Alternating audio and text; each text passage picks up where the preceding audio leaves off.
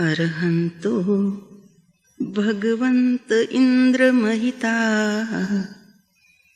सिद्धाश्च सिद्धिस्थिताः आचार्या जिनशासनोन्नतिकराः पूज्या उपाध्यायिकाः श्री सिद्धान्त सुपाठिका मुनिवराः रत्नत्रयाः राधिका पञ्चैते परमेष्ठिनः प्रतिदिनं कुर्वन्तु मङ्गलम्। ओंकारबिन्दुसंयुक्तं नित्यं ध्यायन्ति योगिनः कामदं मोक्षदं चैव ओंकाराय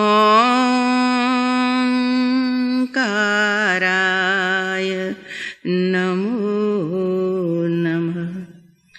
अज्ञानतिमिरान्धानां ज्ञानाञ्जनशलाकया चक्षुरुन्मीलितं येन तस्मै श्रीगुरवे नमः। महादिव्याकुक्षिरत्नं शब्दजितरवात्मजं श्रीराजचन्द्रमहं वन्दे तत्त्वलोचनदायकं प्रभो तत्त्वलोचनदायकं। देवकुले समुत्पन्नं रत्नकुक्ष्या विभूषणं श्रीजी प्रभु महं वन्दे आत्मशान्ति प्रदायकं प्रभु आत्मशान्ति प्रदायकम्। प्रार्थना।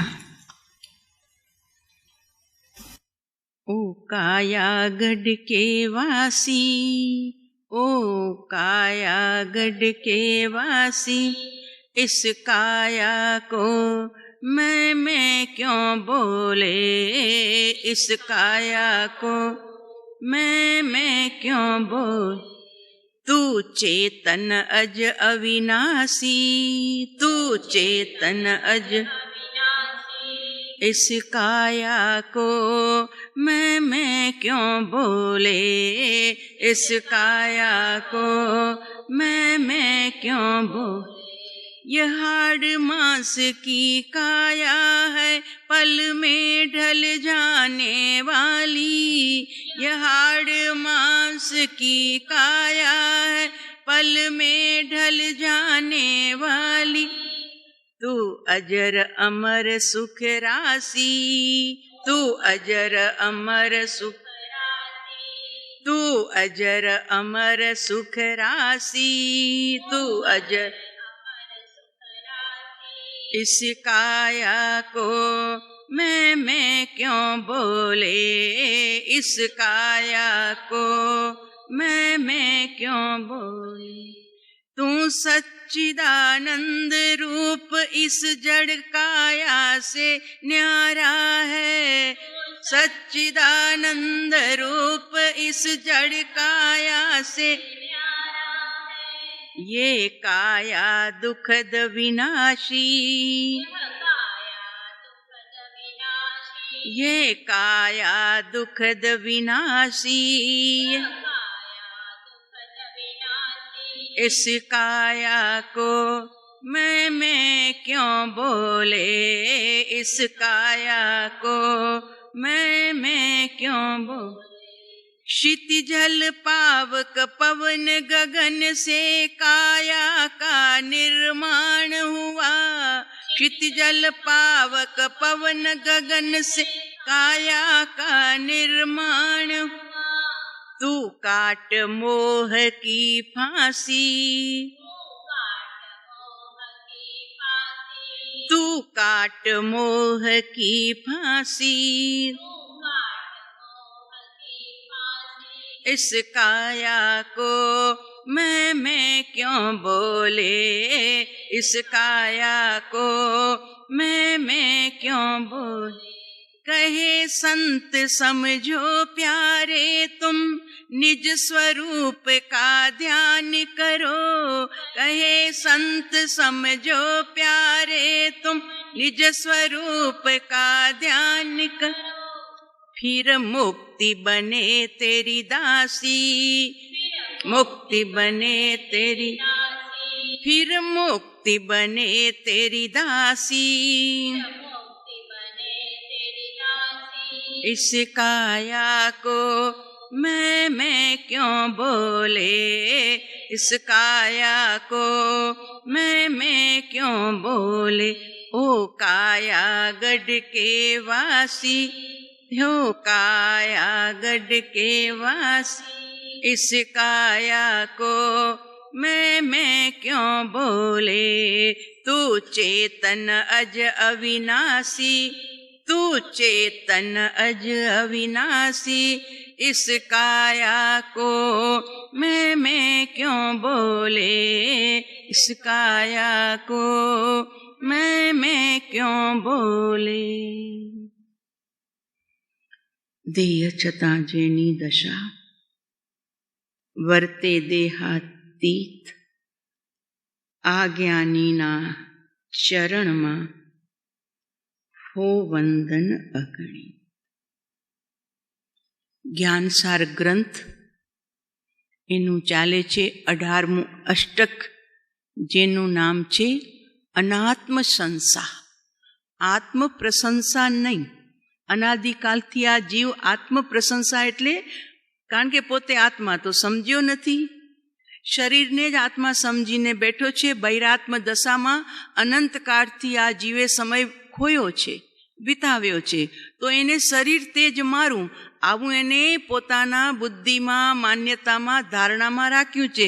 એટલે આત્મસંસારનો મતલબ છે શરીરની પ્રશંસા, શરીરની એક્ટિવિટીની પ્રશંસા. એ સંસારમાં રાખનાર છે. એટલે અહીંયા મહાત્માએ જે અષ્ટક આપ્યું એનું નામ છે અન આત્મસંસા.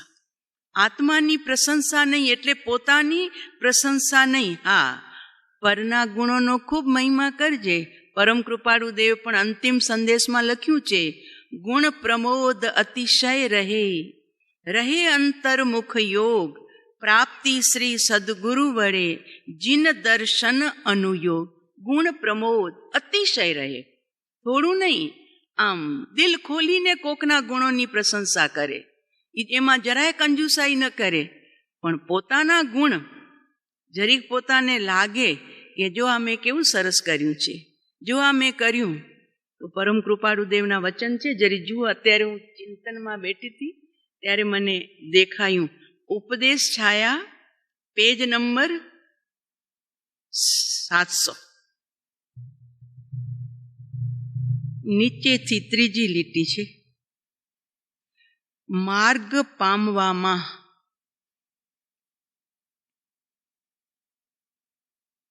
માર્ગ પામવામાં અનંત અંતરાયો છે,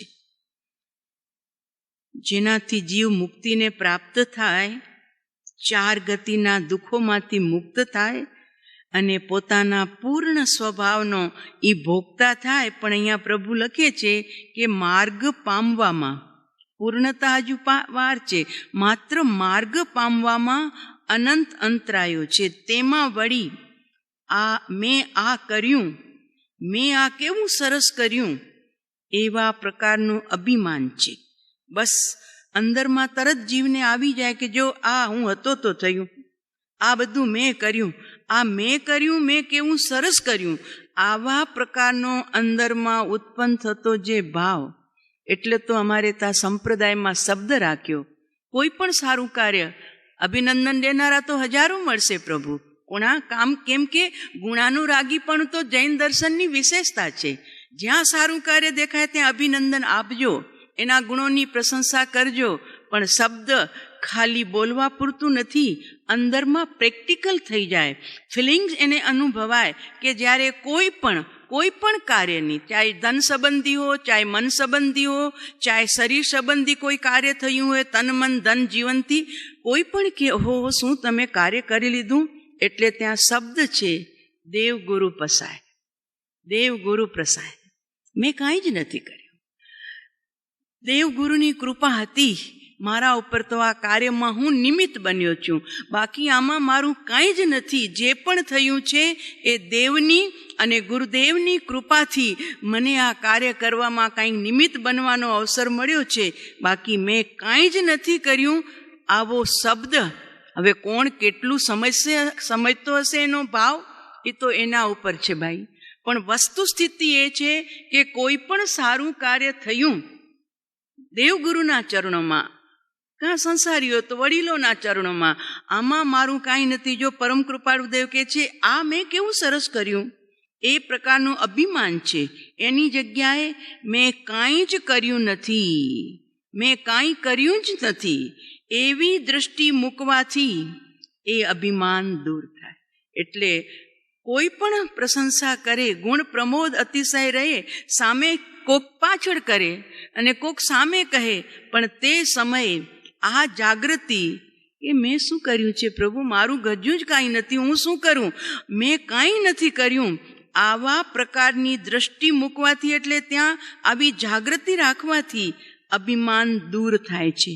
જો ઉપર બી છે 4 લાઈનમાં, આપણે વિશે કોઈ ગુણ પ્રગટ્યો હોય અને તે માટે જો કોઈ માણસ આપણી સ્તુતિ કરે, વખાણ કરે, અને જો તેથી આપણો આત્મા અહંકાર લાવે તો તે પાછો હટે. બસ જો આ પરમ કૃપાળુ દેવ આપણને સાવધાની આપે છે, પ્રભુ પાછા હટજો નહીં, આમાં મારું કાંઈ નથી. ખાલી ઉપર છલું બોલવા માટે નહીં, ભીતરમાં મારું ગજું શું, આજ્ઞા જેવો હું અને આ સૂર્ય જેવા તેજસ્વી એમની પાસે આજ્ઞાનું તેજ શું ભાઈ, કાંઈ જ નહીં. ભલેનું હું ગમે એટલું સુંદર બોલી શકતો હું કે ગાઈ શકતો હું કે બનાવી શકતો હું, જ્ઞાની ના પાડે છે. કારણ કે પહેલા શ્લોકમાં આપણે પરમ વિશે જોયું ને, જો તું ગુણોથી પૂર્ણ છે તો સરયું પ્રશંસાથી, અને જો ગુણોથી અપૂર્ણ છે તો સરયું પ્રશંસાથી. બંનેમાં જરૂર નથી પ્રશંસાની, કેમ કે તું ગુણોથી પરિપૂર્ણ થઈ ગયો તો હવે તને ક્યાં કોઈ ભૂખ છે કોકના 2 શબ્દ સાંભળવાની. અને જો હજુ પૂર્ણ નથી થયો તો કોઈ વખાણ કરે કે ન કરે, અને જો કરે તો કદાચ એ ખોટું બોલતા હશે. એટલે જો શું કીધું, આપણી કોઈ માણસ આપણી સ્તુતિ કરે અને જો તેથી આપણો આત્મા અહંકાર લાવે તો જીવ પાછો પડી જાય છે. પોતાના આત્માને નિંદે નહીં, અભ્યંતર દોષ વિચારે નહીં, તો જીવ લૌકિક ભાવમાં ચાલ્યો જાય. પણ જો પોતાના દોષ જુએ, પોતાના આત્માને ઠપકો આપે એટલે નિંદે, અહમ ભાવ રહિતપણું વિચારે, તો સત્પુરુષના આશ્રયથી આત્મલક્ષ્ય થાય. આ પરમ કૃપાળુ દેવની આપણને જાગૃતિ માટેની આ મીઠી શિખામણ છે. કારણ કે અહીંયા લપસવાના સ્થાન બહુ છે, પડવાના સ્થાન બહુ છે. શરીર તો પડે તો ક્યાંક પાણી હોય કે ક્યાંક બાથરૂમમાં લાદી બહુ આજકાલ બહુ સ્મૂથ રાખે છે, અહીંયા માર્બલો તો પગ જલ્દી સરકી જાય, તો ત્યાં પગ સરકે ને તો બહુ તો શરીરને નુકસાન થાય. 6 મહિનાનો ખાટલો મળે, 1.5 મહિનાનો પ્લાસ્ટર મળે, પણ પ્રભુએ તો શરીર પૂરતી પીડા આવી. પણ અહીં જો લપસ્યો ને તો 4 ગતિના દુઃખો ઊભા છે, 4 ગતિ.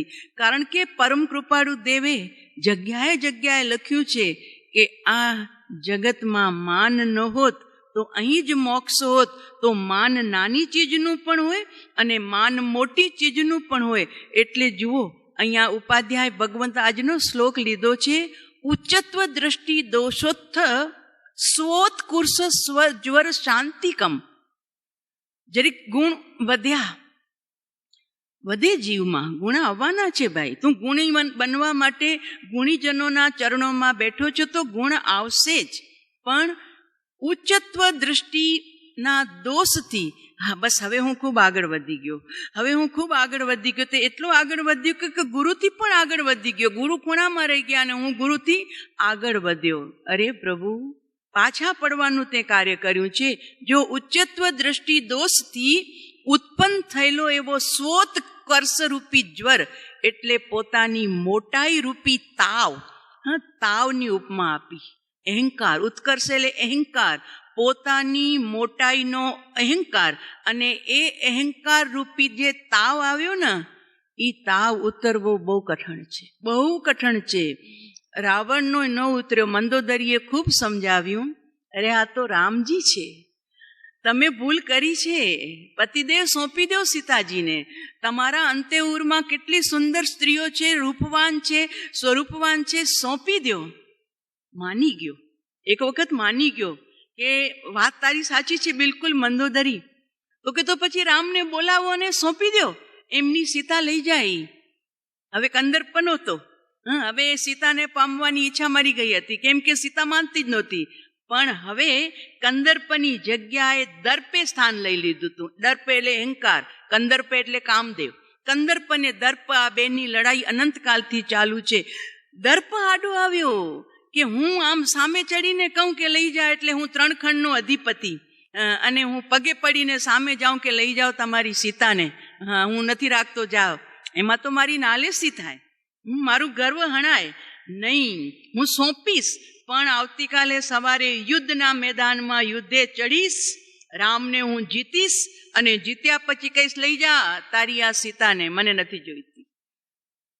અહંકારે રાવણના મસ્તક કપાવ્યું રણ મેદાનની અંદરમાં. જો નમ્ર બની અને ક્ષમાથી કીધું હોત કે મારી ભૂલ થઈ, આપના મહાસતીજીને હું ઉપાડી લાવ્યો, આપને હું જેવી લાવ્યો તેવું પાછી સુપૃત કરું છું. મેં એને હાથ તક પણ લગાવ્યો નથી, કેમ કે મારી પ્રતિજ્ઞા હતી. માટે રામજી લઈ જાઓ આપની સીતાને, કોઈના લોહી વહેરાવાની હવે જરૂર નથી. પણ ન કહી શક્યો, કેમ? અહમ.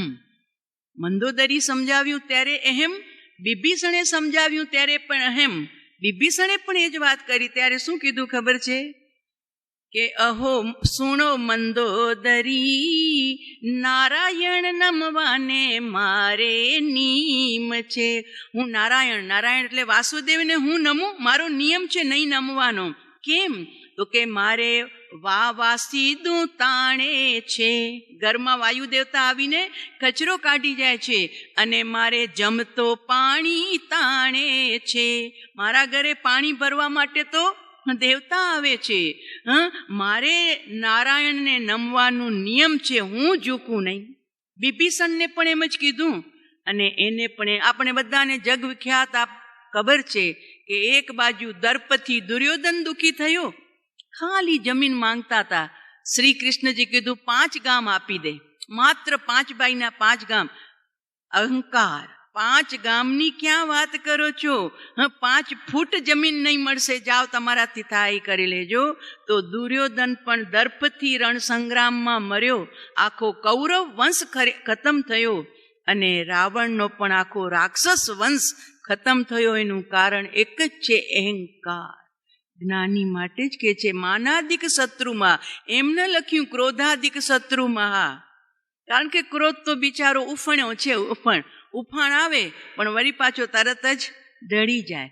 અને ઘણી વખત તો અંદરમાં રોવું પણ આવતું હશે જીવને કે અરે મેં ખોટો ગુસ્સો કરી નાખ્યો, ખોટો મેં કોકને તતડાવી નાખ્યો. હૃદયમાં પશ્ચાતાપ પણ થાય છે. એના માટેના સંવત્સરીએ મિચ્છામી દુક્કડમ પણ માંગે છે, તહે દિલથી માફી પણ માંગે છે. મેં તમારા ઉપર ખોટો ગુસ્સો કર્યો તો, મારી ભૂલ મને સમજાય, સોરી હો, મિચ્છામી દુક્કડમ. પણ કોઈએ માન કસાયનો મિચ્છામી દુક્કડમ માંગ્યું હોય એ અત્યાર સુધી સાંભળ્યું નથી અને કર્યું પણ નથી. માન કસાય એટલે કૃપાળુદેવે સમજીને બહુ શબ્દ વાપર્યો, માયા લોભ નહીં, માન કસાય. માન નાનાથી કરી અને મોટા સુધી હોય છે. તો એ માન કસાયની જો જ્વર ચડ્યું હોય ને, તો એના શાંતિકમ, તો એના શાંતિનો ઉપાય શું કરવાનો? તો કે વિચાર કર. પહેલા આપણે નીચેથી ચાલીએ, પછી એમણે મોટી વાત કરી છે. અત્યારે આપણને જે શરીર ઔદારિક મળ્યું છે, હમણાં ભજનમાં આવ્યું ને કે ક્ષિતિજલ પાવક પવન ગગનથી કાયા કા નિર્માણ હુવા, એમાં પૃથ્વી તત્વ પણ છે, જળ તત્વ પણ છે, અગ્નિ તત્વ પણ છે, વાયુ તત્વ પણ છે. બધા તત્વોથી આપણું આ ઔદારિક શરીર બન્યું છે. તો હવે ઔદારિક શરીરને ટકવા માટે પણ પાછી એવી જ વસ્તુ ખપે. જો અન્ન દેવતા ન દઈએ તો શું થાય? અનશન, શરીર પૂરું, બસ જાઓ, હવે 2 મહિને 6 મહિને તમે આ ધરતીથી જ રજા લેશો. તો અન્ન તત્વની આવશ્યકતા પડે. પણ એવા છે જૈન દર્શનમાં 6 મહિનાના ઉપવાસ કરે, 2 મહિનાના ઉપવાસ કરે, અંતિ ચલાવી લે. પણ જલ દેવતા એનાથી પણ વિશેષ શક્તિ સંપન્ન છે. અન્ન વિના ચાલી જાય પણ જલ વિના નથી ચાલતું. પણ કોક સુરવીર હોય તો કે હું માંસખમણ કરીશ પણ જલ વિના, નકોરું પાણી પણ નહીં પીસ, તો કરે છે એવા માંસખમણ. મહિનાના 2 મહિનાના ઉપવાસ કરી લે કે જેમાં જલ વિના ચલાવે. તો જે શરીર ઉત્પન્ન થયું છે આ પંચભૂતથી, તો આવશ્યક છે. 2 મહિને પારણું આવે જ છે, જલનું પણ અને આહારનું પણ. પણ એનાથી વધુ જો કિંમતી ચીજ અત્યારે લોકોને ખૂબ સમજાઈ રહી છે, અને તે છે વાયુ દેવતા. હવા વિના કેવું છે? Oxygen, oxygen, oxygen. આ વાયુ મળી રહ્યું છે ને, એ પણ આપણા ઉપર ઉપકાર કરે છે. જલ દેવતા આપણા ઉપર ઉપકાર કરે છે. એટલે તો કોકે લખ્યું કવિએ કે સરવર તરવર સંતજન 4થા વર્ષે મેં પરમારથ કે કારણે ચારોને ધર્યો દે. સરવર પોતે પાણી નથી પીતા, સરવર તરુવર પોતે ફળ નથી ખાતા, અને મેઘ પોતે પાણી જલ નથી પીતો, અને ચોથા સંત જે નિષ્કામ ભાવે જગત ઉપર વરસી જ રહ્યા છે, એમને કોઈ બદલાની અપેક્ષા નથી. ચારોને ધર્યો દે. શેના માટે? પરમાર્થ કે કારણે. કોક બહિરંગ પરમાર્થ કરે છે, કોઈ અંતરંગ પરમાર્થનો માર્ગ બતાવે છે. એટલે તો ઓલા સંતે કવિએ લખ્યું, અંગડા ખેલાવતી ને દાનને પકાવતી, અંગડા ખેરાવતી ને ધાનને પકાવતી, ઓલી ધરતી પોતાના ધાન નથી ખાતી રે, ઉપકારી એનો આત્મા હોજી, ઉપકારી એનો આત્મા. માં ધરતીનો કેટલો ઉપકાર કે અંગડા ખેલાવતી. બપોરના ધૂપની અંદરમાં જેઠમાં હવે ટ્રેક્ટરથી અંગ એના ખોલાય છે. પેલા હળ ચાલતા હતા તો ઉપરની માટી નીચે જાય, નીચેની ઉપર આવે, પણ હળ કેટલો અંદર જાય, અંદરમાં 2 ને 3 ફૂટ અંદર જાય. એટલે અંગડા ખેડાવતી અને ધાન નીપજાવતી. પણ એ ધરતી પોતાના ધાન નથી ખાતી રે, ઉપકારી એનો આત્મા. પણ અહંકાર ક્યાંય નથી કરતી. બીજા શ્લોકમાં લખ્યું, બીજી કડીમાં, વનમાં રજડતી ને ઘાસ મુખે ચાવતી, વનમાં રજડતી ને ઘાસ મુખે ચાવતી, ઓલી ગાવડી પોતાના દૂધ નથી પીતી રે, ઉપકારી એનો આત્મા હોજી.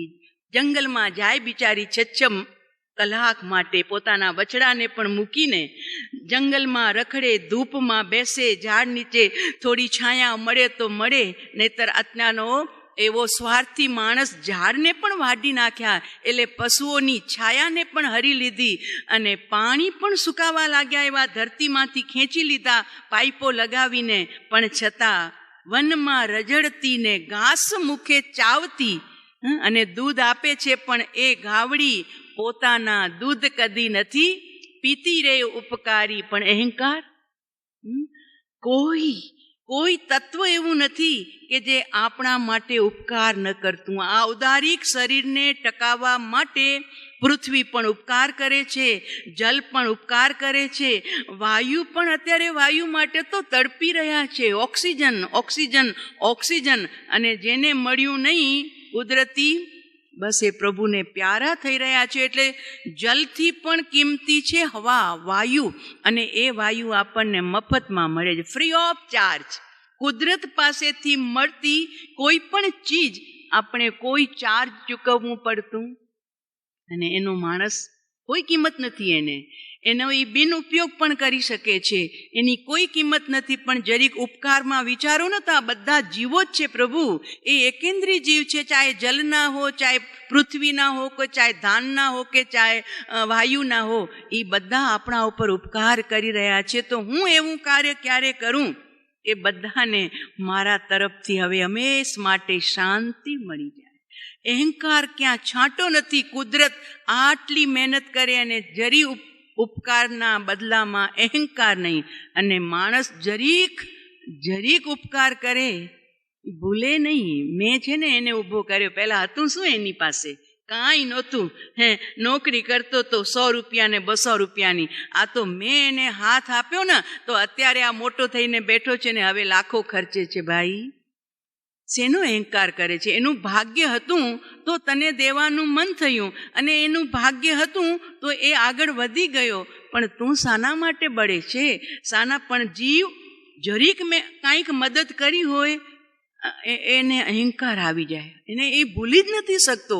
પણ આ કમ્પેર કરજો પ્રભુ, સૂર્ય પ્રકાશ આપે છે ફ્રી ઓફ ચાર્જ, ચાંદ ચાંદની આપે છે, હવા આપણને ઓક્સિજન આપે છે, ધરતી આપણને અન્ન આપે છે, ગાય આપણને દૂધ આપે છે, વરસાદ આપણને જલ આપે છે, ફ્રી ઓફ ચાર્જ આપે છે. અને તે ક્યાં સુધી? તો કે જન્મથી માંડી અને અહીંથી વિદાય લઈએ, આગમનથી કરી અને ગમન સુધી આપણે એના જ આશરે જીવી રહ્યું છે આપણું શરીર. આત્મા નહીં, આ શરીર.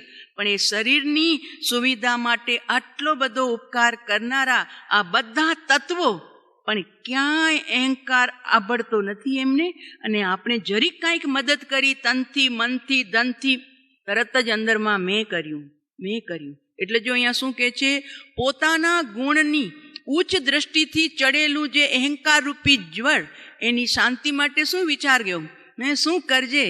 તો કે આ જગતના જે નાચી જ જીવો એકેન્દ્રી ગણાય છે એનો ઉપકાર જોજે. અને હવે એનાથી ઉપર લઈ જાય છે ટોપ લેવલમાં કે પૂર્વ પુરુષ સિંહે બ્યો ભૃસમ નિચત્વ ભાવનમ. શું કીધું? કે પૂર્વમાં થઈ ગયેલા સિંહરૂપી પુરુષો, નમુથણમ બોલીએ ને, પુરુષોત્તમાણમ, પુરીસ સિંહાણમ, પુરીસવર પુંડરિયાણમ, પુરીસવર ગંધહથિણમ. 4 ઉપમા આપી છે પુરુષ ના નામે પરમાત્માને. આખું નમુથુણમ છે ને એ પરમાત્માને વિશેષણોથી નવાજ્યા છે કે પ્રભુ આપ આવા છો. તો પુરુષોત્તમાણમ, તો ઉત્તમ પુરુષોમાં આપ સૌથી ઉત્તમ છો. આપની તોલે કોઈ ના આવી શકે. પુરુષો ઘણા છે, ચક્રવર્તી, બલદેવ, વાસુદેવ, પ્રતિવાસુદેવ, ઇન્દ્ર વગેરે, પણ આપની તોલે કોઈ ના આવે. માટે પુરુષોત્તમાણમ. અને પછી પુરુષ સિંહાણમ, આપ કેવા છો? તો કે આપ બલવાન છો, તેજસ્વી છો. જેમ જંગલનો રાજા સિંહ છે, એની દહાડ પડે પછી કોઈ ઊભો નહીં રહે, બધા ભાગે. એવન હાથી પણ ભાગે, એ બલવાન હોવા છતાં પણ. તો એમ પ્રભુ આપ આ જગતમાં સિંહ સમાન છો. ઓલો વનનો રાજા છે, આપ 3 ભુવનના રાજા છો. આપની વાણીની સામે બધા જ કસાયો અને વિષયો ઓલા સસલા ને હરણાની જેમ ભાગી જાય, એવી આપની ગંભીર મેઘ ધ્વનિ છે.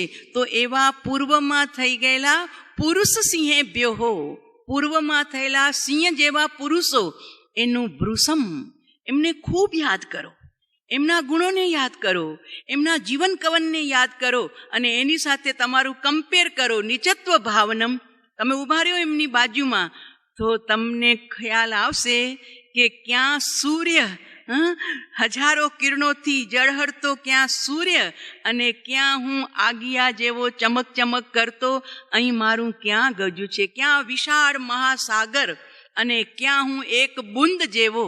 તરત જ પોતાનું ખ્યાલ આવશે. નહીતર તો આ જીવ પાછો અહંકારમાં આવી જશે. માટે સાંજ સુધારસના રચયિતા વિનય વિજયજી મહારાજ સાહેબે પણ આ જ વાત લખી છે કે તારો ઉત્કર્ષ સમાવવો હોય ને, ઉત્કર્ષનું અભિમાન, ઉત્કર્ષ એટલે અભિમાન, પોતાની મોટાઈ, એને જો સમાવવું હોય ને તો કાં નીચેથી દ્રષ્ટિ કર, એકેન્દ્રીથી માંડીને કોણે કોણે તારા જીવનમાં ઉપકાર કર્યો અને કેવો ઉપકાર કર્યો, અને કાં ઉપરથી, તો એમણે ઉપરથી વાત કરી. કેવી વાત કરી? તો કે નજર કર, સૌથી આ દુનિયામાં ટોપ લેવલના કોઈ પણ પુરુષો તો અરહંત ભગવાન છે. તો એમના માટે સુંદર શ્લોક લખ્યો એમને સંસ્કૃતમાં, ધન્યાસ્તે વીતરાગા, તે વીતરાગો ધન્ય છે. બસ આપના જેવું પ્રભુ કોઈ નહીં. ધન્યાસ્તે વીતરાગા ક્ષપક પથગતિ ક્ષીણ કર્મોપરાગા. શપક શ્રેણીએ ચડીને આપ કર્મોની જે રજ હતી એને સંપૂર્ણ ક્ષય કરી નાખી. પછી ત્રૈલોક્યે ગંધનાગા સહજ સમુદિત જ્ઞાન જાગ્રત વિરાગા. 3 લોકમાં ગંધ હસ્તીની ઉપમા આપી. ગંધ નાગા, નાગ એટલે હાથી. અહીંયા પણ આપ્યું નમુથુણમમાં કે પુરુષવર ગંધ હસ્તીણમ. પુરુષોમાં આપ કેવા છો? તો કે ગંધ હસ્તી સમાન છો. ગંધ હસ્તીની એક વિશેષતા હોય છે, એના ગંડસ્થળમાંથી જે મધ જડે ને એમાં બહુ ખુશ્બુ હોય, અને એ ખુશ્બુના કારણે ભમરા એને છોડે જ નહીં, ગુંજારવ કરતા જો. જેમ પુષ્પ ઉપર ભમરા ગુંજારવ કરે એમ ગંધ હસ્તીના ગંડલ સ્થળ ઉપર ગુંજારવ કર્યા જ કરે. એમ પ્રભુ આપણા જગતના ગંધ હસ્તી સમાન પુરુષ છો. કેમ? તો કે આપની પાસે પણ કોક સુગંધ છે. કઈ સુગંધ છે પરમાત્મા પાસે? તો કે પરમાત્મા પાસે સમ્યક્ત્વ, પરમાત્મા પાસે સર્વજ્ઞત્વ, અને આગળ જતા પરમાત્મા પાસે સિદ્ધત્વની ખુશ્બુ, અનંત ચતુષ્ટયની ખુશ્બુ છે, અમૃત રસની ખુશ્બુ છે. એટલે જગતના ભમરારૂપી જીવો જે નિકટ મોક્ષગામી છે એ આપની આજુબાજુ મંડરાયા જ કરે છે, હટતા જ નથી આપથી દૂર. કેમ કે આપની ખુશ્બુથી એ તરબતર થઈ રહ્યા છે. ભમરાને જેમ ગંધ હસ્તી છોડવાનું મન નથી થતું, એમ પ્રભુ આપ 3 જગતમાં ત્રૈલોક્ય ગંધ નાગા, આપ ગંધ હસ્તી સમાન છો. અને સહજ સમુદિત જ્ઞાન જાગ્રત વિરાગા, આપનું જ્ઞાન સહજ છે, સહજ સમુદિત છે. ખેંચીને લાવવું નથી પડ્યું, હતું આપની પાસે જ હતું સહજ જ્ઞાન. નિયમસારમાં અમે કાલે જ વાંચ્યું કે સહજ જ્ઞાન તો દરેક જીવ પાસે છે. સહજ જ્ઞાન, સહજ દર્શન, સહજ ચારિત્ર અને સહજ વીર્ય આદિ બીજા અનંત ગુણો. પણ આ અનંત ચતુષ્ટયના 4 જે ગુણો છે એ સહજ તો છે, જીવમાં પડ્યા જ છે. એને કારણ પરમાત્મા કહે છે. ઈ સહજ જ્ઞાન સ્વરૂપ પ્રત્યક્ષ છે. બસ ઈ કારણમાં પડ્યું છે. જીવ જ્યારે સાધનામાં આગળ વધે, ભીતરમાં ડૂબકી મારે, તો ઈ જે સહજ જ્ઞાન હોય ઈ કાર્ય રૂપે પર્યાયની અંદરમાં પ્રગટ થઈ અને એને સમ્યક્ત્વના અંશ ચખાડે, પછી શ્રાવકત્વ, પછી સાધુત્વ, અને છેલ્લે જ્યારે પૂર્ણતાને પ્રગટ કરે ત્યારે કાર્ય શુદ્ધ પરમાત્મા એટલે કેવલ જ્ઞાન અને કેવલ દર્શનનો ભોગતા બને. તો અહીંયા સહજ જ્ઞાન એ સમુદિત આપને પ્રગટ થયું. જ્ઞાન જાગ્રત વિરાગા, અને એની સાથે વિતરાગતા પ્રભુ આપને પ્રગટ થઈ છે. સહજ આપ ભીતરમાં જતા જ ગયા આગળ. અધ્યારૂયાત્મ શુદ્ધ્યા સકલ શશિકલા નિર્મલ ધ્યાન ધારા. અધ્યારૂયાત્મ શુદ્ધ્યા, અધ્યાત્મ રૂપી વૃક્ષમાં આપ ચડ્યા અને એનાથી આત્મશુદ્ધિ કરતા કરતા આપ શુક્લ ધ્યાનની ધારાએ ચડ્યા. તો એ શુક્લ જ્ઞાન કેવું હતું? તો કે સહજ શશિકલા. શશી એટલે ચંદ્રમા, અને જ્યારે આજે પૂર્ણિમા છે, આજે 16 કલાએ ચંદ્રમા દેખાશે. તો પણ છતાં આજે તો વળી ગ્રહણ છે, આજે ગ્રહણ છે, ચંદ્ર ગ્રહણ છે. એટલે તો માનતુંગશ્રી મહારાજાએ કીધું ને કે પ્રભુ આપ તો કોઈ અદ્ભુત ચંદ્રમા છો. ઓલા ચંદ્રમાને તો અસ્ત પણ છે, એની કળા ઘટતી પણ જાય છે, એને રાહુ ગ્રસિત પણ કરી લે છે, વધી પક્ષમાં ચાલ્યો જાય છે. પણ આપ તો કોઈ અભિનવ ચંદ્રમા છો કે આપને કોઈ ન રાહુ ગ્રસે છે, ન કોઈ આપને કૃષ્ણ પક્ષ અસ્ત કરે છે. બસ આપ તો સહજ, એટલે સહજ શશિકલા. શશી એટલે ચંદ્રમાની કળા જેવા આપ નિર્મલ ધ્યાન ધારા. શુક્લ ધ્યાન ચાલુ છે ને પરમાત્માને. અત્યારે સિમંદર સ્વામી ભગવાન સમવસરણમાં અનંત ચતુષ્ટય બિરાજમાન છે, પણ હજુ શુક્લ ધ્યાનના 2 પાંખડા બાકી છે. 2 પૂરા થઈ ગયા છે, પણ 2 બાકી છે. તો 14મે જશે ત્યારે એનું પૂર્ણતા પામી અને પછી સિદ્ધ બનશે. તો શુક્લ ધ્યાન જે નિર્મળતા, જેમાં નિર્મળ નિર્મળ નિર્મળ એ પ્રભુએ કીધું છે. વચનામૃતમાં આપણે પહેલા વાંચ્યું હતું કે કેવું શુક્લ ધ્યાન છે, તો કે ચંદ્રની ચાંદની પણ શ્વેત, સાગરના ફીણથી પણ શ્વેત, શંખથી પણ ઉજ્જવલ એવું આપણું શુક્લ ધ્યાન. તો અહીંયા પણ એ જ વાત કરી ઉપાધ્યાય ભગવંતે, નિર્મલ ધ્યાન ધારા મારાન મુક્તે પ્રપન્ના કૃત સુકૃત સતો ઉપાર્જિતા આર્હંત્ય લક્ષ્મીમ.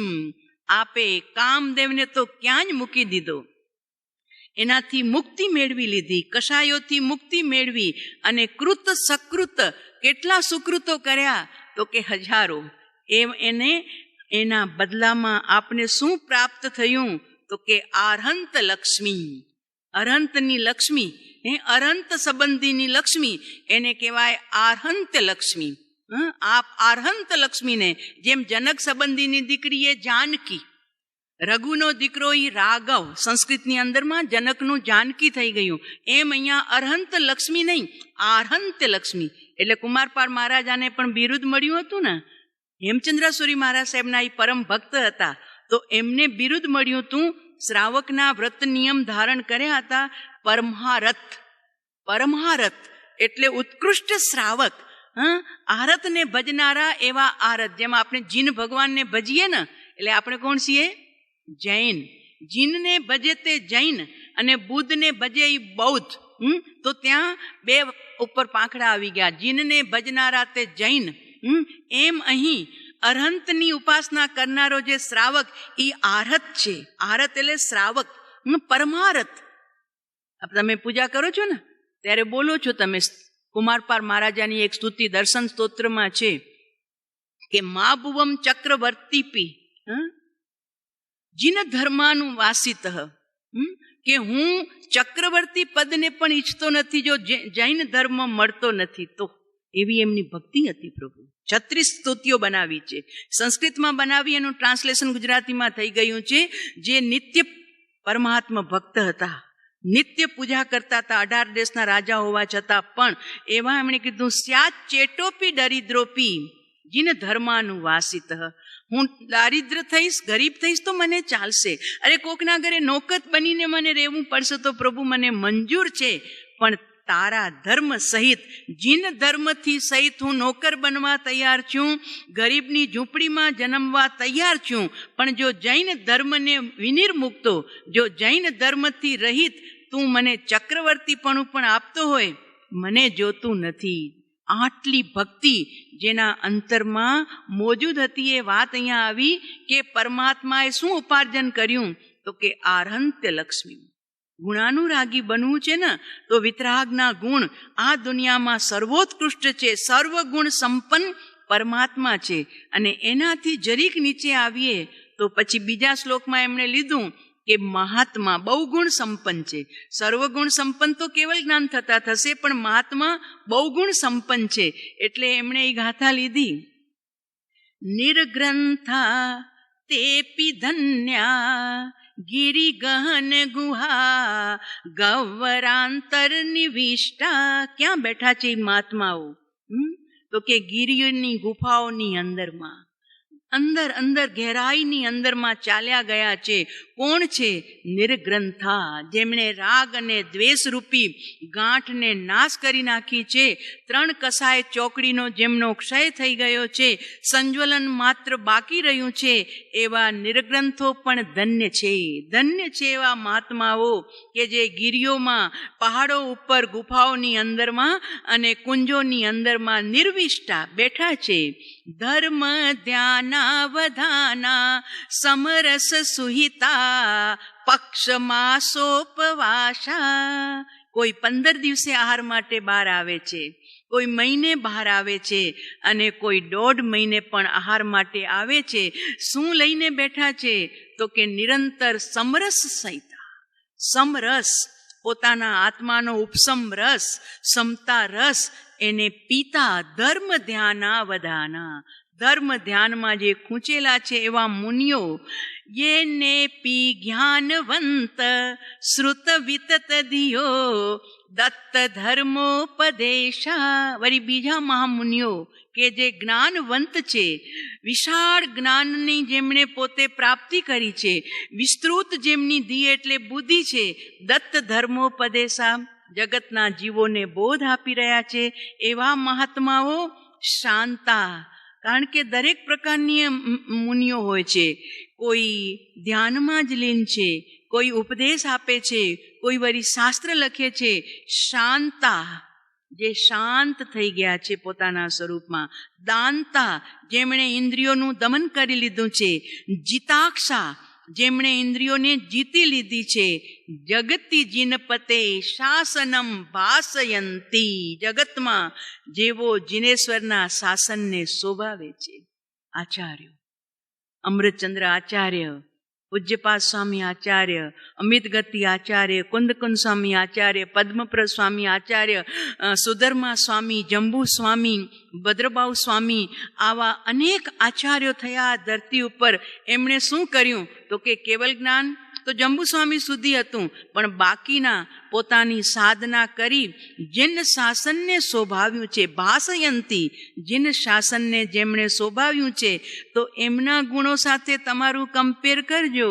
ગજ સુકુમાલના માથા ઉપર સગડી મુકાઈ, અંગારા ભરાયા, અને છતાં સોમિલ ઉપર લેસ માત્ર પણ કશાય ન આવ્યો.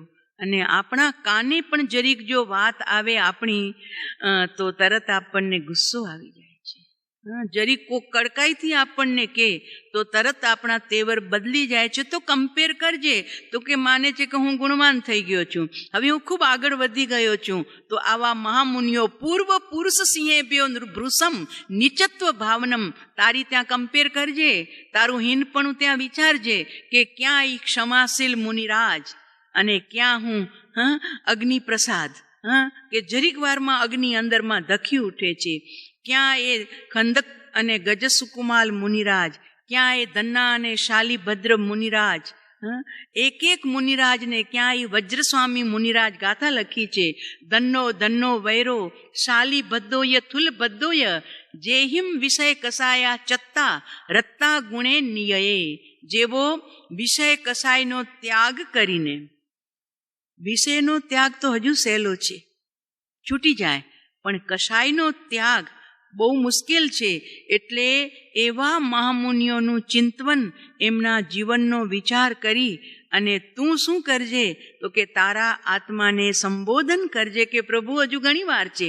ક્યાં તું ઉછળવા માંડ્યો, ક્યાં તું આછકલો બની અને છલકવા માંડ્યો કે હવે હું બહુ ડાયો થઈ ગયો છું, હું બહુ હોશિયાર થઈ ગયો છું, હવે મને ગુરુની પણ જરૂરત નથી, હવે ગુરુદેવની વાણીની પણ જરૂરત નથી, કેમ કે હવે હું બહુ પગભર થઈ ગયો છું.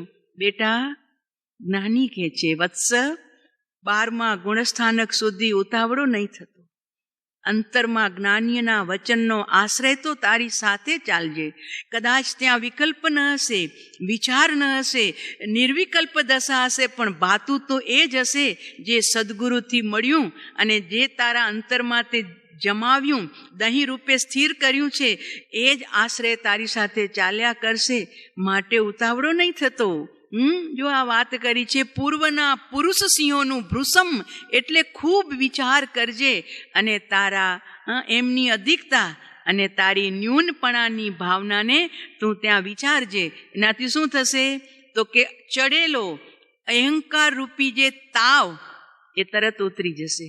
આમ તાવમાં છે ને પાણીના પોતા રાખે, પાણીના પોતા રાખે એટલે તરત જ ઠંડા જલના પોતા રાખવાથી શરીરનો બુખાર, શરીરનો જ્વર નીચે ઉતરી જાય છે. તરત જ પોતા રાખવાથી 4 હોય તો 2 ડિગ્રી પર આવી જાય.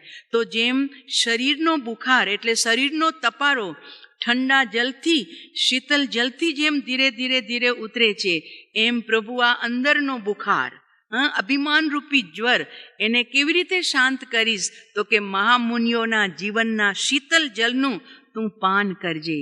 એમના જીવનની સાધનાઓ, એમના જીવનના સાત્વિક ગુણો, એનો તું વિચાર. ગુણ પ્રમોદ અતિશય રહે, રહે અંતર્મુખ યોગ. અંતરમાં તારી સાધના ચાલુ રાખજે, તારા મન વચન કાયાને અંદરમાં લાવવા પ્રયત્ન કરજે અને ગુણ પ્રમોદ કરતો જશે. એનાથી તારું કાર્ય આગળ ને આગળ વધતું રહેશે, એમ પરમ કૃપાળુ દેવ કહે છે. આ હજુ એમાં આગળ છે, પણ હવે આપણે આગળ ચાલીએ. એના પછી શ્રાવકોની પણ વાત કરી કે જે દાનમ શીલમ તપો યે વિદદતી ગૃહિણો. ગૃહિણો એટલે ગ્રસ્થમાં રહીને પણ જે દાન ધર્મને પાળે છે, શીલને પાળે છે, તપશ્ચર્યા કરે છે, અને ભાવના ભાવયંતી, ભાવના પણ ભાવે છે, એની તું અનુમોદના કરજે. પણ ઘણીવાર એવું થાય, પોતે કરે એ બધું બરોબર અને બીજા કરે એને દેખાડો લાગે, એને અહંકાર લાગે. પોતાના દીકરા કેવા તો કે દેવ જેવા, અને બીજાના તો કે વાંદરા છે સાવ, કે તુફાન જ કર્યા કરે. પોતાની ગાડી ઊભી તો કે આપણી મર્સિડીઝ, તો બીજાની ઊભી આ કોનો ખટારો ઊભો છે અહીંયા? એને પોતાની મર્સિડીઝ અને બીજાનો ખટારો. આ મારા મધર છે. અચ્છા, તમારા માં છે? તો કે હા. તો આ ડોસી કોણ છે? પોતાની માં મધર અને ઓલી ડોસી, પોતાના દીકરા દેવના અને ઓલા વાંદરા, પોતાની કાર મોટર કાર અને બીજાનો ખટારો. અમારે કવિતા હતી નાના હતા ને ત્યારે, તમને બી કદાચ ચાલી હશે બધાને. ઊંટ કહે આ સભામાં ભૂંડા અંગવાળા ભૂંડા ભૂતરમમાં પશુ અને પક્ષીઓ અપાર છે. સાંભળી લીધું બધાએ. એ બોલતો રહ્યો, કાંઈક ને કાંઈક ભેંસનું કાંઈક બતાવ્યું, વાઘનું કાંઈક બતાવ્યું, કોકનું કાંઈક બતાવ્યું. પણ શિયાળ જરાક હોશિયાર હતો. એ ઊભો થયો કે સાંભળી શિયાળ બોલ્યો દાખે દલપતરામ કવિ થઈ ગયા, એમણે કવિતા બનાવી છે. તો કે અન્યનું તો સાહેબ એક વાંખું, પણ આપના તો 18 છે. હાલો છો ને ત્યારે જરા જોજો, એક ઊંટ ચાલો ને એક ગજ ચાલો. આપનું તો 18 અંગ આપના વાંકા છે, બીજાનો તો એક છે. પોપટની ચાંચ વાંકી છે, કે વાઘના નખ વાંકા છે, કે ભેંસના તો ખાલી સિંગણા જ વાંકા છે. સાહેબ જરા આપની તરફ નજર કરજો, તો ખબર પડશે કે તમે બીજાની સામે આંગળી ચીંધી, હવે તમારી સામે. એટલે અહંકાર ઉતારવા માટે પોતાના દોષો જીવ જોતો રહે. અને પરમ કૃપાળુ દેવે લખ્યું છે, પોતાના દોષો સમયે પ્રસંગે અને ક્ષણે જોવા માટે અંબાલાલભાઈને ભલામણ કરી છે. કે આ વાક્ય અમે જે લખ્યું છે ને, એ વાક્ય તમે જે તમારા જીવનમાં પોથીમાં વાક્યો લખ્યા છે, એમાં આ વાક્ય પણ લખી લેજો કે આ મૂઢ જીવ ક્ષણે પ્રસંગે અને સમયે પોતાના દોષોનું જો નિરીક્ષણ નહીં કરે તો એ આત્મકાર્ય કદી નહીં કરી શકશે. આવું વચન અંબાલાલભાઈને પરમ કૃપાળુ દેવે લખવા માટે કીધું છે. પત્ર નંબર છે કાંઈક 449 પત્ર છે. જોવું છે? જરાક જોઈએ આપણે. નીચેનું વાક્ય 479 પત્ર છે, અને એમાં નીચે પોઈન્ટ માર્યું છે. નીચેનું વાક્ય તમારી પાસે લખેલા વચનોમાં લખશો. બીજા બી ઘણા વચનો લખાવ્યા હશે ને પ્રભુએ. આ તો ખાસ પ્રભુના ભક્ત છે, સેવા કરનારા છે, છતાં પ્રભુ એમને લખે છે. નીચેનું વાક્ય તમારી પાસે લખેલા વચનોમાં લખશો. જીવનું મૂઢપણું ફરી ક્ષણે પ્રસંગે વિચારવામાં, મૂઢપણું વિચારવામાં, હોશિયારી વિચારવામાં નહીં, હજુ હું ક્યાં મૂઢતા કરું છું, એ વિચારવામાં જો સચેતપણું ન રાખવામાં આવ્યું. આપણા બધા માટે આ બોધ છે, અમારા માટે, આપના માટે. કારણ કે આપણને ભગવાન બનવું છે ને, તો ભગવાન બનવા પૂર્વે આંગણું બી તો સ્વચ્છ કરવું પડશે વ્યવહાર શુદ્ધિથી, અને અંતરાત્મા પણ પરમાર્થ શુદ્ધિથી સ્વચ્છ કરવું પડશે. એટલે જો વિચારવામાં જો સચેતપણું એટલે સાવધાની ન રાખવામાં આવ્યું તો આવો જોગ બન્યો તે પણ વૃથા છે. કેટલી મોટી વાત છે પ્રભુ. આ અંબાલાલભાઈ જેવા પ્રભુશ્રીજીને નથી, અંબાલાલભાઈનો પત્ર છે, મેં જોયું પાછળ. તો ને જો પાછું લખ્યું કૃષ્ણ આ દાસ આદિને મુમુક્ષુને નમસ્કાર કહેજો. એટલે આ વાત એમના માટે ભલે લખાઈ છે. આપણે તો આપણા માટે દવા લઈએ ને, કોકને દવા કામ આવી ગઈ હોય તો આપણે તરત કહીએ તમને શું કામ આવ્યું? તો કે મેં છે ને હમણાં કાડા બહુ પીધા, થોડી બાફ લીધી અને સેનેટાઈઝર કર્યું, તો હું એકદમ ઘરમાં 14 દિવસમાં સ્વસ્થ થઈ ગયો, મને બહાર ન જવું પડ્યું. તો કે હવે હું પણ એમ જ કરીશ, મને પણ થોડી શરદી ખાંસી. તો જો કોકને કોક દવા કામ આવે તો આપણે પણ એની નકલ કરીએ છીએ.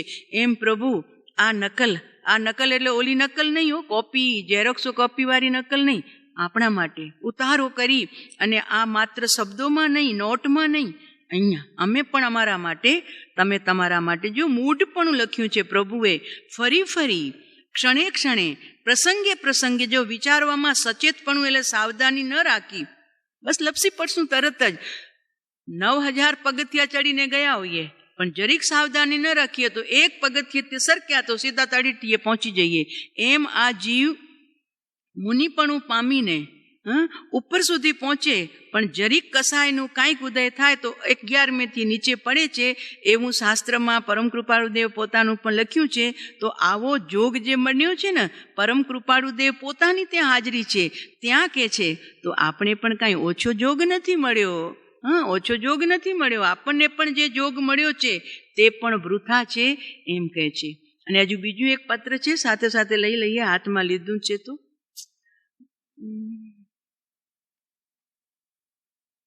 949. એમાં છેલ્લો પોઈન્ટ છે, લોક સંજ્ઞા જેની જિંદગીનો ધ્રુવ કાંટો છે. લોકોને રાજી રાખવાનું, લોકોમાં સારું દેખાય, લોકો વખાણ કરે, આ બધી લોક સંજ્ઞા. જેની જિંદગીનો ધ્રુવ કાંટો છે તે જિંદગી ગમે તેવી શ્રીમંતતા, સત્તા કે કુટુંબ પરિવાર આદિ યોગવાળી હોય તો પણ તે દુઃખનો જ હેતુ છે. કેમ કે લક્ષ્ય જુદું રાખ્યું છે, જગતને રાજી કરવા માટેનો પ્રયત્ન કર્યો છે, લોકોના વખાણ ખપે છે. એટલે ગમે તેવી શ્રીમંતતા હશે, સત્તા હશે કે કુટુંબ પરિવાર હશે તો પણ તે દુઃખનો જ હેતુ છે. અને હવે આપણા માટે આત્મ શાંતિ જે જિંદગીનો ધ્રુવ કાંટો છે, મને આત્મ શાંતિ જ ખપે છે, કોઈ પણ ભોગે એનાથી ઓછું નહીં. તો આત્મ શાંતિ જે જિંદગીનો ધ્રુવ કાંટો છે તે જિંદગી ગમે તો એકાકી, એકલો હશે, કોઈ પરિવાર ન હશે, ન દીકરા, ન જમાઈ, ન પોતરા, ન કોઈ છે જ નહીં, એકલો, એકાકી અને નિર્ધન. ઘરમાં લક્ષ્મી પણ નથી, નિર્ધન. અરે એનાથી આગળ નિર્વસ્ત્ર હોય તો પણ પરમ સમાધિનું સ્થાન છે. આત્મ શાંતિ જેની જિંદગીનો ધ્રુવ કાંટો, બસ મને શાંતિ મળવી જોઈએ, બસ એ જ મારું જો લક્ષ્ય છે. તો જગતની પ્રશંસા, નિંદા, ટીકા એનાથી મને શું સર્યું, બસ શું છે, અલમ સર્યું એનાથી. એટલે આ પત્ર પણ ખૂબ જ આપણે વિચારવા જેવું છે, વિચારીને અંદરમાં લેવા જેવું છે. કારણ કે જ્ઞાનીઓ આપણા ઉપર એટલી બધી કરુણા કરી અને એવા અમૂલ્ય વચનો, રત્નો આપ્યા છે. વચનામૃત વિતરાગના, પરમ શાંત રસ મૂલ, ઔષધ જે ભવરોગના, કાયર ને પ્રતિકૂલ. તો આપણે તો સુરવીરના બચ્ચા થવા આવ્યા છીએ, કાયર નહીં. તો સુરવીરના બચ્ચા સુરવીર થઈને રહે. તો આવા વચનો દ્વારા આપણે આપણી પરિણતિને, આપણા અધ્યવસાયોને સુધારવા માટે, કારણ કે આ સ્વાધ્યાય ચાલે છે ને ભાઈ, એ આપણા માટે જ છે. જો એના પછીનો શ્લોક કીધું કે પૂર્વ પુરુષોના જીવનને નજર સામે રાખી તારા અહંકારના તાવને ઉતારી નાખજે. અમૃત શીતલ છલ. હવે એના પછીનો શ્લોક છે, શરીર રૂપ લાવણ્ય ગ્રામા રામ ધનાદિભી ઉત્કર્ષ પર પર્યાય ચિદાનંદ ગણસ્ય કહ. તારો આત્મા તો ચિત્ત સ્વરૂપી છે, ચિત્તનામ આત્મા જ્ઞાન સ્વરૂપી છે, સતનામ આત્મા હોવાપણું અને આનંદ જેમનો ગુણ છે. તો ચિત્ત અને આનંદ ગન એવા આત્માને શરીર, પછી એનું રૂપ, પછી એનું લાવણ્ય, પછી ઘર મકાન, પછી આરામ એટલે બગીચા, અને ધન આદિ, આદિમાં બધું જ આવી ગયું. આદિના ઉત્કર્ષ વરે એ જેમ જેમ વધે અને તું એનાથી ખૂબ ખુશ થાય, તો એનાથી આત્માને શું લાભ છે? કેમ કે પર પર્યાયહી, આ બધું પર પર્યાય છે. આત્માને એમાં અંશ માત્ર પણ મળ્યું નથી. ન ધન, ન ઘર, ન બગીચા, ન ખેતર, ન વાડી, ન પુત્ર, ન પૌત્ર, ન શરીર, અરે રૂપ, ન લાવણ્ય, કાંઈ શરીરની સાથે જેટલું પણ લાગેલું છે એ બધી જ પર પર્યાયહી ઉત્કર્ષ. આ પર પર્યાયથી થયેલો ઉત્કર્ષ, એનાથી ઉત્પન્ન થયેલું જે અભિમાન, એ ચિદાનંદ ગણસ્ય કહ. એમાં આત્માને શું આવ્યું ભાઈ? આત્માને શું મળ્યું? આપણે પહેલાં જોયું હતું જ્યારે ફૂટનોટ પહેલી જ ફૂટનોટનું નીચે કે ભેદ જ્ઞાન કરવું છે ને તને, ભેદ કરતો જ જા, એકેન્દ્રિયથી માંડી અને પંચેન્દ્રિય સુધી, પછી તારા લાગેલા સગા સંબંધી, પુત્ર, પત્ની, અને છેલ્લે શરીર ઉપર પરમ કૃપાળુદેવ લઈ ગયા કે આ શરીરના એક એક અંગને, મારો કંઠ બહુ સરસ હો, બહુ સરસ, એટલો આમ કોયલ જેવો મધુર, એ તારો છે, એ તારો છે.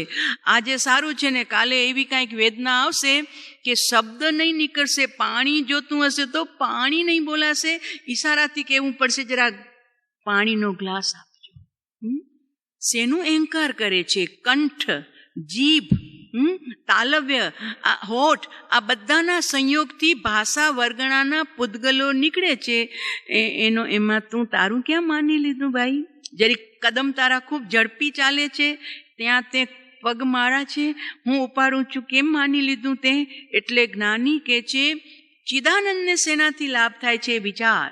ચિદાનંદ ઘનસ્ય કહ, ચિદાનંદને એમાં શેનાથી લાભ મળે? કે બહુ પૈસા હોય તો જલ્દી આત્મજ્ઞાન થઈ જતું હશે, બહુ મોટા મહેલોમાં રહેતા હશે અને બહુ જલ્દી આત્મજ્ઞાન થઈ જતું હશે, એવું છે?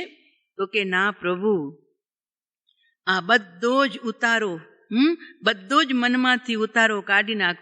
કોકે જ્ઞાનીને પ્રશ્ન કર્યો, મિત્રે, દોસ્તાના સંબંધ તો હોય ને ભાઈ જ્ઞાનીઓને પણ, તો પ્રશ્ન કર્યો કે તમે આત્મજ્ઞાન નહોતું પ્રાપ્ત થયું ત્યારે પણ એ જ તો ક્રિયા કરતા હતા, ખાતા હતા, પીતા હતા, બોલતા હતા, ધંધો કરતા હતા, પરિવાર સાથે રહેતા હતા, બધી જ ક્રિયા તમારી એવી જ હતી.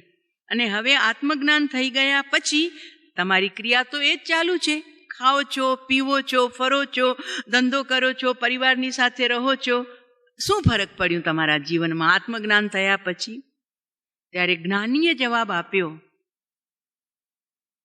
કે અંદરથી કરતા ભાવ અદ્રશ્ય થઈ ગયો. શું કીધું? અંદરથી કરતા ભાવ અદ્રશ્ય થઈ ગયું અને હાજર કોણ થઈ ગયું? અકર્તૃત્વ ભાવ. અકર્તા ભાવ થાય બધું છે. પરમ કૃપાળુદેવ તો આપણા માટે નમૂના છે કે બધું થતું હતું.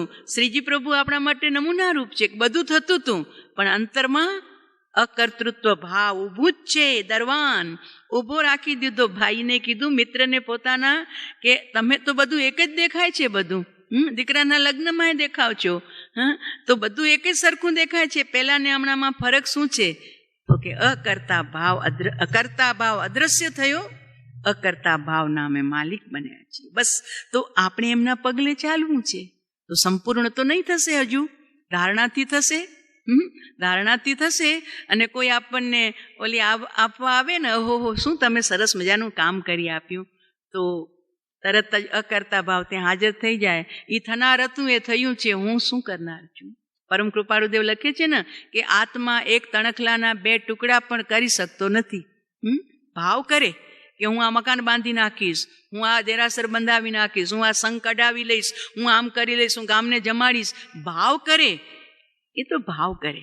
પછી થાય એવું જરૂરી નથી. પુણ્યમાં હોય તો થાય અને પુણ્ય ન હોય તો ન પણ થાય. પણ કૃપાળુદેવજીએ કીધું કે આત્મા તણખલાના 2 ટુકડા જ નથી કરી શકતો. એનો મતલબ કે તું શાના માટે મફતનો કરતા ભાવમાં જાય છે અને એમાં કાર્ય થયું તો લોકો વખાણશે, શાબાશી આપશે. પણ હવે બધા જ શાબાશી આપે એવું ન હોય. કોક વળી અંદરથી પંચર પાડશે કે જો અહીંયા તમે ભૂલ કરી છે, તો શાબાશી મળે તો ફૂગો ફૂલાઈ જાય. અને જરીક ઓલી ટાંચણી કરે કે જો તમે અહીંયા ભૂલ કરી છે, તો તરત વળી ફુગામાંથી હવા પાછી નીકળી જાય. એટલે જિંદગીનો કાંટો કેવો? તો કે લોક સંજ્ઞાનો જેનો જિંદગીનો કાંટો હશે એ જીવ દુઃખી થઈ જશે. કેમ કે કોક વખાણ કરશે ને કોક વખોડશે. એટલે જ્ઞાનીના પગલે ચાલવામાં પરમ શાંતિ છે. એટલે જાઓ કીધું, ચિદાનંદ ગણને પરપર્યાયોથી કોઈ જરૂર નથી. પરપર્યાયોથી એને કાંઈ શાંતિ મળનાર નથી. શાંતિ પોતાની પાસે છે માટે. અને છેલ્લા શ્લોકમાં પ્રભુ કહે છે, ઉપાધ્યાય ભગવન, નિરપેક્ષા અવચ્છિન્નાનંત ચિન્માત્ર મૂર્તય યોગીનો ગલિતોત્કર્ષા અપકર્ષા અનલ્પ કલ્પના. જે સાધક યોગી પુરુષ છે, જેમણે પોતાના જીવનની અંદરમાં આત્મચિન્માત્ર મૂર્તિને પ્રાપ્ત કરી લીધી છે, એટલે એમને શું ગુણો પ્રગટ્યા? તો કે નિરપેક્ષ, જગતના પદાર્થોથી નિરપેક્ષ છે, કોઈની પાસે અપેક્ષા નથી. કોઈ કાર્ય કરે કે ન કરે, નિરપેક્ષતા અને અવિચ્છિન્ન દેશની મર્યાદા રહિત છે. કારણ કે અંદરનો દેશ મળ્યો ને, એ અમર્યાદ દેશ એમને પ્રાપ્ત થઈ ગયો છે. આ દેશની મર્યાદા તો સંસારીઓને હોય, એમનો દેશ તો અંદરનો ચિદાનંદ દેશ છે. એટલે એની મર્યાદા રહિત અને અનંત કાળની મર્યાદા જેને છે એવા જ્ઞાન મૂર્તિ ભગવાન આત્મામાં જે બિરાજમાન થયા, એમને ગલિત ઉત્કર્ષ અપકર્ષ, ઉત્કર્ષ એટલે કાંઈ મોટાઈ મળે તો પણ ગલી ગયું જેમનું માન, અને કોઈ નિંદા કરે તો પણ જેમને નિંદા તરફનો ઉપયોગ પણ જેમનો ગળી ગયો છે. એટલે જેમની અંતરની બધી જ કલ્પનાઓ માત્ર સાઈડમાં રહી ગઈ છે, એવો સાધક આ જીવનમાં સુખને પ્રાપ્ત કરી શકે છે. તો આપણા જીવનમાં પણ અનાત્મ સંસાર એના માટે અભ્યાસ કરવો પડશે.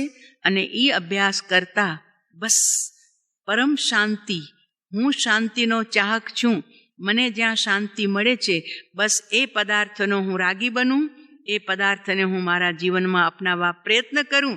અને જેનાથી મને અશાંતિ પ્રાપ્ત થાય છે શબ્દો દ્વારા, તો એનાથી હું, કાલે હતી ને 14ની ભક્તિમાં નીચે પત્ર હતો, છેલ્લે 2 પેરા આપ્યા છે, નંબર તો હવે મને ધ્યાન નથી. તો એમાં પરમ કૃપાળુદેવ બહુ સરસ આપણા માટે કે નિર્વિકલ્પ સ્થિતિ લાવવી, 1, આત્મ સ્વભાવમાં રમણતા કરવી, 2, અને માત્ર દ્રષ્ટા ભાવે રહેવું. આ જ્ઞાનીનો ઠામ ઠામ બોધ છે. પરમ કૃપાળુદેવ લખે છે, આ બોધ જ્ઞાનીનો ઠામ ઠામ બોધ છે, અને એને યથાર્થ આરાધે જીવનું કલ્યાણ છે. બસ તો આપણે કલ્યાણમાં આગળ વધવા માટે આ જ્ઞાનીના વચનોનું નિરંતર પારાયણ કરીએ. પારાયણ એટલે અંદરમાં પરિણમન રૂપ પારાયણ થાય, એના માટેનો પુરુષાર્થ જાળી રાખીએ. એ જ પરમ પવિત્ર મંગલ ભાવના સાથે.